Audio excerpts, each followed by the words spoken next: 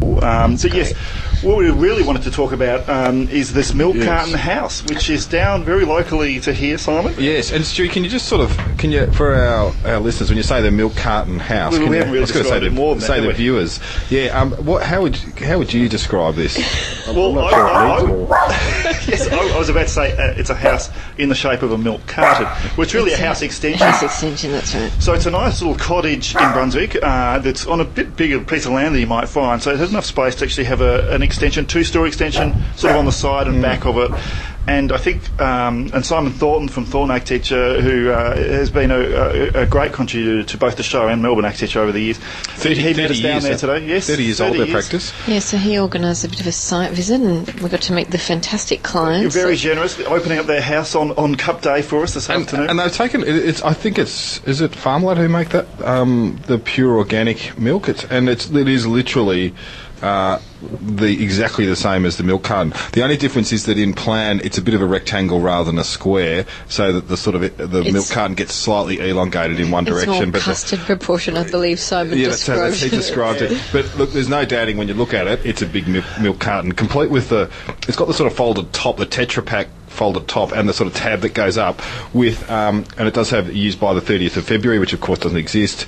And then this is on the ridge, sort of beam, if you will, the upstand of the carton. That bit of printing, and this is what makes this so great. It's this attention to detail, Simon, about the it's like printed elements. It's a dot matrix sort of thing, as you do get, the use by dates and things you get on products. They're that sort of dot matrix kind of printing. It's got that on. Like the whole graphic is exactly right, and the clients themselves went out and commissioned a sign writer to complete all the. I think they really took this on board in talking to them. It was one of those ones where they really bought into the whole idea and were, sort of comparing it to different milk cartons and the graphic is beautiful, because I think there was a bit of discussion about how they were going to achieve the graphic, and it ended up being the sign writing, and so you get the kind of nice hand touched feel to it. It's a bit wobbly at points. A little bit wobbly, but beautiful. But I think that adds to it. Before we go on, we should clarify that there's a few pictures of this project on the Triple R website and our page. So if you want to know what we're talking about, and there's a link to a great blog, which is Simon Thornton's blog, Fiction Architecture, and and there's also a link to their website where you can see some images.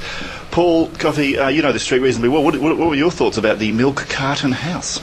Well, I first saw this house at planning application stage, and my assessment of it was that it did look like a milk carton. So how did you get to see it at planning app stage? Because I was at council for another purpose and noticed that this application was at council in this street, so I just asked them to have a quick look at it.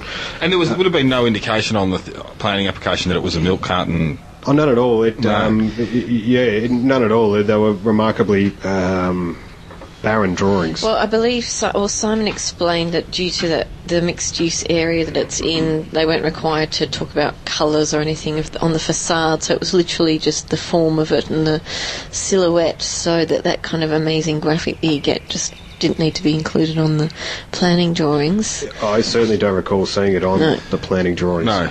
I think what really gets me with Simon Thornton's architecture is this.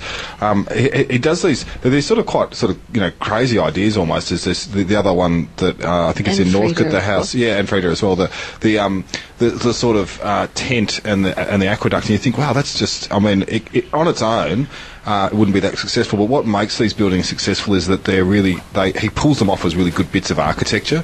So aside from the image making and the fictional aspect to it, it's actually it's a really nice bit of planning and an architectural space. Like the top room opens up on the corner, and you're sitting up at that sort of level of quite a dense, almost industrial sort of landscape of Brunswick, just looking out across these rooftops. Is a really fantastic bit of architecture. Well, it's got this great kind of corner window that opens up, so it feels like it's an internalised sort of deck, and it's even got the kind of balustrading inside, so it's not quite a deck, but it feels as open as a deck. Yeah, I couldn't agree more. And it's, of course, these sort of projects that make you realise how conservative really we are in our thinking about architecture and what it actually is and what it is to inhabit things and what they look like and how we build our world. I mean, they are really inherently conservative, and I think this just opens up a whole lot of bounds. And importantly, to the same extent that it appears to follow a really sort of vernacular form of Australian building, which is just the most sort of frugal shed you could imagine with a pitch roof to get the water off it.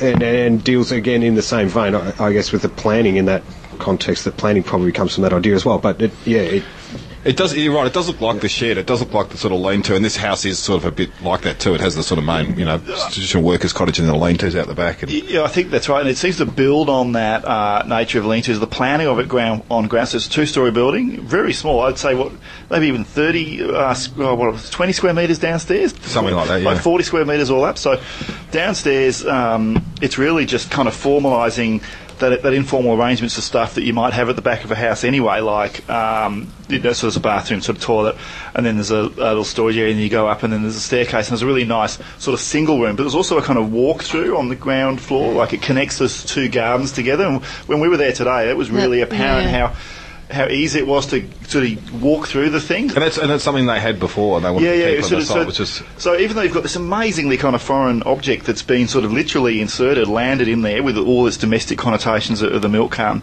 it still works in this sort of known way. And then Simon, absolutely right about the amenity. By putting this great sort of space upstairs, living space, study space upstairs, you get great aspect on the north side, particularly looking over the gardens and backyards and all those things that are good to do with amenity. Yeah, and you say that's just sort of slightly alien object, but surprisingly, when I was sort of sitting back looking at it, across the sort of backyard landscapes of Brunswick, it doesn't actually look that out of place. I thought actually, it kind of looks like a bit... Not given that there's, there's a few factories across the road, and... I think, and it's, as Paul was saying, it's slightly sort of vernacular kind of form making. I would actually think if you did a really contemporary, sort of contemporary Vogue living type extension to this house, it would look far more out of place than this does, And even the colours, like the existing house was kind of quite brightly coloured in itself, so I thought, this obviously... Well, I think what we're getting to is that issue of essentially this is discussion of the gable, and I want to talk briefly about hips and gables here, because this is a very complex roof structure which really just embodies that milk carton system, which has a kind of pushed-in ends where you sort of open it up. When you convert that into architecture, what you essentially have is a kind of over-gable within a sort of concealed hip coming into it, and that's been exactly replicated, and so... Is that actually a real word, over gable?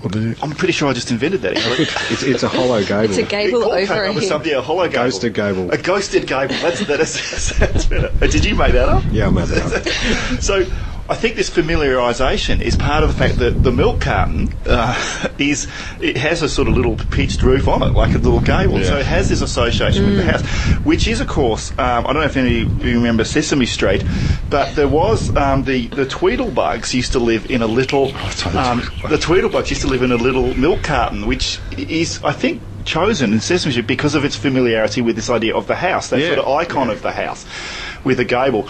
But back to this thing, so it's a very complex system. So what's happened in this house is they've got you kind of this hip and then this ghosted gable, and then that plays itself internally. So you've got the underside of a hip roof, and then the outer experience of the gable, and then these kind of recesses. And Paul, you were saying that wouldn't be that easy to kind of build those because you've got a kind of whole lot of underflashing craziness through all there to deal with. But it's all built with very simply. Yeah, another way to think of it is it's a straight gable roof that has the ends folded in at a 45-degree angle to create cavity. So but it is very difficult to finish the work because you can't get a hammer or something. You can't get to it. So I think the structural system, or the system here, which a detailed explanation of it, is essentially a flat colour-bond sheet and then one of those slight off-whites, which is glue fixed to ply, and then 19mm ply, and then that's just sitting on a conventional timber frame. So it's actually not and then the screen printing we mentioned before is then a sign-writer came in and printed that on. So it's a really simple build. Really low-budget building. And a very low-budget job too. Well, Paul, you were very surprised by the budget. Per square metre it's not. I mean, I think, it's all of a relevant thing. I'm sure the clients probably didn't think it was that low budget. But interestingly too, I just think that sort of idea we were talking about, the Sesame Street thing, I think lots of children, and that's what I was thinking when we looked at this, is lots of children have actually made things out of milk cartons before. It's a classic thing to sort of chop off the end and make a little doorway into it, and they do look like a little house.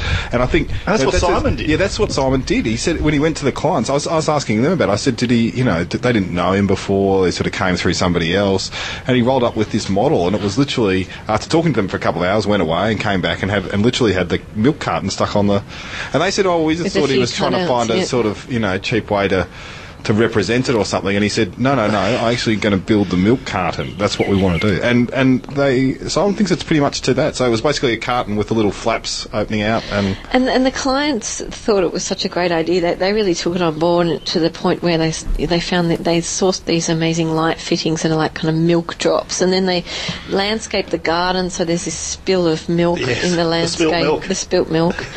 So it was just great to see some clients that were kind of embraced this. Great combination of an architect who's gutsy and clients who are gutsy. And I believe a good builder as well.